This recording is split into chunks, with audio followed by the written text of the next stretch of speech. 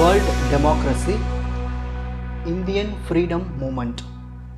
So world லெவலில் இந்த democratic society எப்படி ஃபார்ம் ஆச்சுன்னு பார்த்துட்டு வரோம். அதை நெக்ஸ்ட்டு பார்க்க போகிறது இந்த இந்தியன் ஃப்ரீடம் மூமெண்ட்லேருந்து எப்படி இந்த டெமோக்ராட்டிக் சொசைட்டி ஃபார்ம் ஆச்சுன்னு பார்க்க போகிறோம். அதுக்கு முன்னாடி எப்படிலாம் இருந்தது, எப்படிலாம் ஃபேஸ் பண்ணாங்க, அதை எல்லாத்தையும் நம்ம டீட்டெயிலாக பார்க்க போகிறோம். த இந்தியன் ஃப்ரீடம் மூமெண்ட் 1857லேருந்து 1947 வரைக்கும் சுமார் 200 வருஷமாக இந்தியாவை ஆட்சி பண்ணது யாருன்னா பிரிட்டிஷ்காரங்க தான். அதான் பிரிட்டிஷ் காலனியல் ரூல்னு சொல்லுவாங்க. இதனால் இந்தியன்ஸ் என்னெல்லாம் ஃபேஸ் பண்ணாங்கன்னா எக்கனாமிக் எக்ஸ்ப்ளாய்டேஷன், அதாவது பொருளாதார சுரண்டல்னு சொல்லுவாங்க, ரேஷியல் டிஸ்கிரிமினேஷன், இன அடக்குமுறை, இதெல்லாம் ஃபேஸ் பண்ணாங்க, ஃப்ரீடம் இழந்தாங்க. இது எல்லாமே இந்த பிரிட்டிஷ் காலத்தில். The first war of independence 1857 நடந்தது. எதுக்கு நடந்ததுன்னா இந்த பிரிட்டிஷ் ஆட்சி இருக்குங்களா அவங்களுக்கு எதிர்ப்பாக நடந்தது. அந்த டைமில் லீடர்ஸும் சரி, ரிஃபார்மர்ஸ், சமூக சீர்திருத்தவாதின்னு சொல்லுவாங்க ரிஃபார்மர்ஸ், இவங்க எல்லாமே ஆர்கனைஸ் பண்ணி ஒரு டிமாண்ட் பண்ணுறாங்க. என்ன டிமாண்ட்னா self rule, Swaraj party. Self ரூல்னால் எங்கள் நாட்டில் இருக்கிறவங்க மட்டுமே நாங்கள் ஆட்சி பண்ணிப்போம். அதாவது நீங்கள் எங்கள் நாட்டில் ஆட்சி பண்ணாதீங்க, எங்கள் நாட்டில் இருக்கிற யாராவது ஒருத்தர் ஆட்சி பண்ணுவாங்க. அந்த செல்ஃப் ரூல்னு கொண்டு வந்தாங்க. The Indian freedom struggle became not just a fight for independence. இண்டிபெண்டன்ஸ்க்காக மட்டும் ஃபைட் பண்ணல, ஒரு டெமோக்ராட்டிக் சொசைட்டி ஃபார்ம் ஆகணும், ஜனநாயகம், ஓகேங்களா. ஸோ அந்த மாதிரி வரணும், எல்லாம் ஈக்குவாலிட்டி இருக்கணும், ஜஸ்டிஸ், நியாயம் ஈஸியாக கிடைக்கணும், இது எல்லாத்துக்காகவும் தான் போராடினாங்க. சரி, இந்த இந்தியன் ஃப்ரீடம் மூமெண்ட்லேருந்து என்னென்ன டெமோக்ராட்டிக் ஐடியாஸ்லாம் இருந்தது. ஃபஸ்ட்டு விஷயம் ஸ்வராஜ். இது யார் பாப்புலரைஸ் பண்ணதுன்னா பால் கங்காதர் திலக், அப்புறமா மகாத்மா காந்தி அதை மேலே கொண்டு போனார்.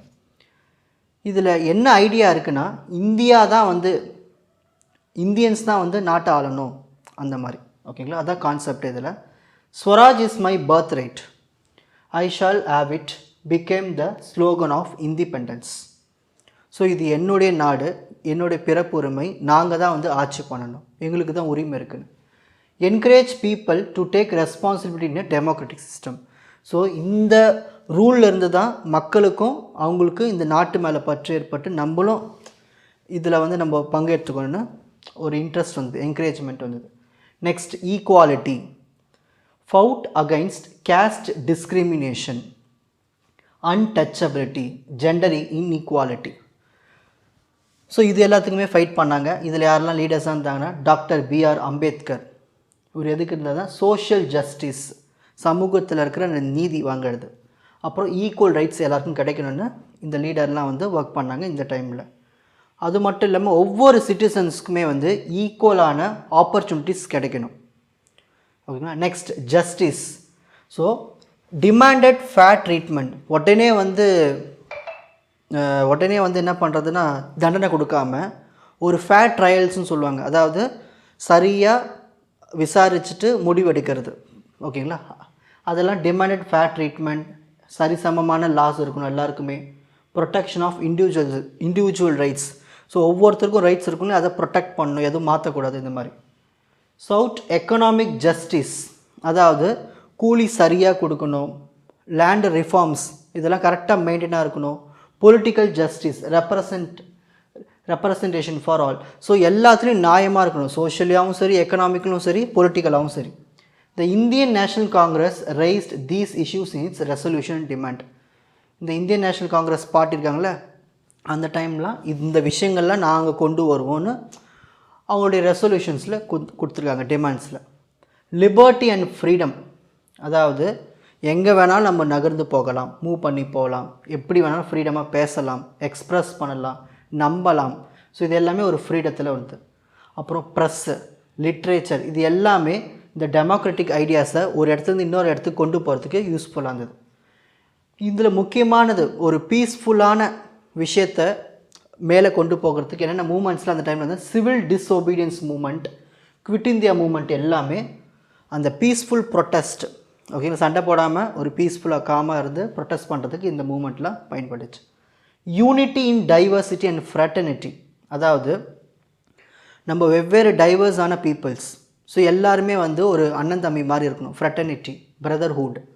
The movement united people of different religions, caste, regions, promoted national unity and brotherhood, அதான் ஃப்ரெட்டர்னிட்டின்னு சொல்லுவோம். ஸோ இந்து முஸ்லீம் யூனிட்டி வந்து இந்த டைமில் ஒரு முக்கியமான பங்கு இருந்தது.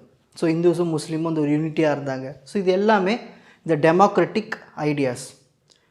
ஸோ இந்த டெமோக்ராட்டிக் கான்ட்ரிபியூஷனில் என்னென்ன லீடர்ஸ்லாம் இருந்தாங்க? First one Mahatma Gandhi. இவர் தான் அகிம்சா நான் வைலன்ஸ்னு கொண்டு வந்தார். சத்தியகிரகா ட்ரூத் ஃபோர்ஸ், இது எல்லாமே ஒரு சண்டை போடாமல் ஒரு அகிம்சை முறையில் ப்ரொட்டஸ்ட் பண்ணுறதுக்கு. ஓகேங்களா? இதுலேருந்து நம்ம என்ன தெரிஞ்சுன்னா ஒரு மாரல் டெமோக்ரஸி நம்புற மாதிரி இருந்தது. Truth and justice guide political action. So உண்மையும் நியாயமும் தான் அங்கே வென்றது. ஜவஹர்லால் நேரு இவர் என்ன பண்ணார்னா parliamentary democracy and economic equality. So பொருளாதாரத்தில் எல்லாருக்கும் சரிசமமாக கிடைக்கணும்.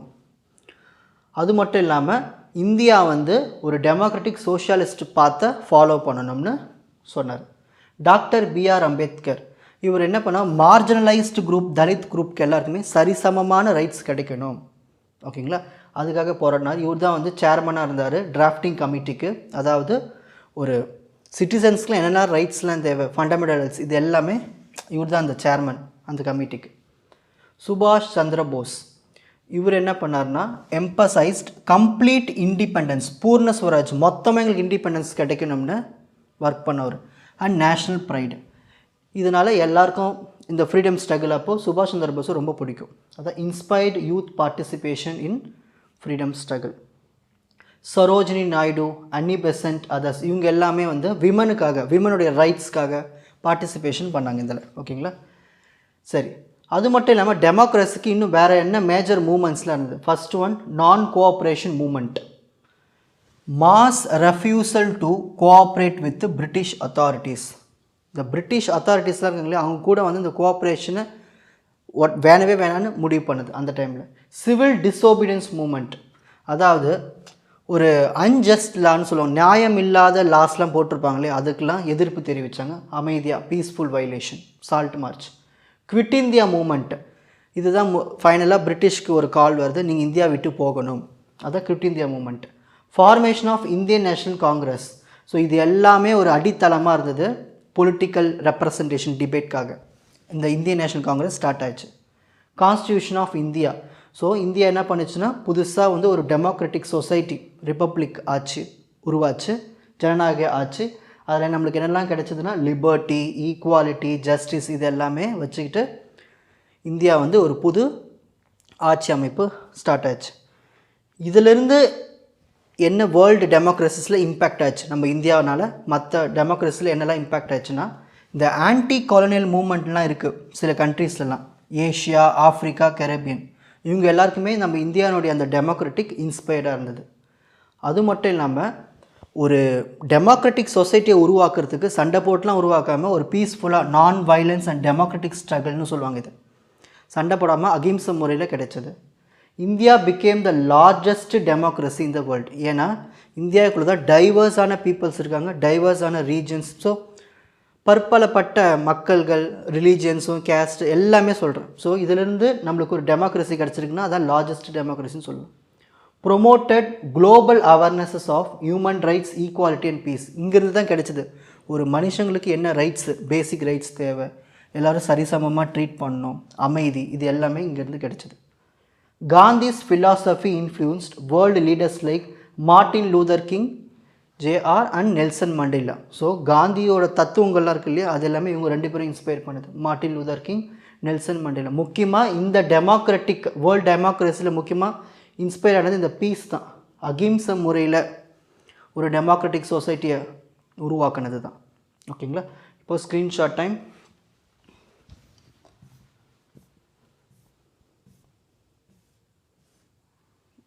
World democracy, Indian freedom moment, democratic ideas in Indian freedom movement, Swaraj, equality, justice, liberty and freedom, unity in diversity and fraternity, major leaders and their democratic contributions, Mahatma Gandhi, Jawaharlal Nehru, Ambedkar, Subhash Chandra Bose, Sarojini Naidu, Annie Besant and others, major movements promoting democracy and impact on world democracies.